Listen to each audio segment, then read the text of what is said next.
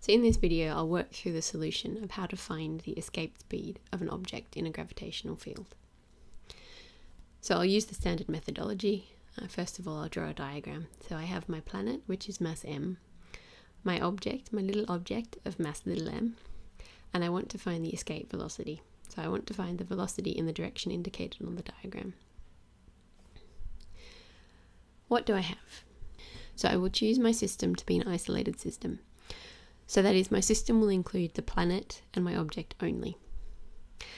I've been told the only force acting in gravity is gravity, so I'm to neglect air resistance, and gravity is a conservative force. So I have a conservative force acting on a closed system, which means that I know that mechanical energy is conserved. I know that the object comes to rest at infinity, so at infinity my kinetic energy is 0.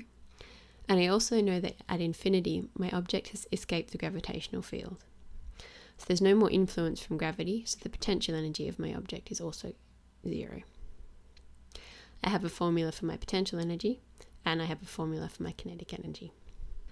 So using the conservation of energy, my total final mechanical energy must be 0. So my total initial mechanical energy must also be 0.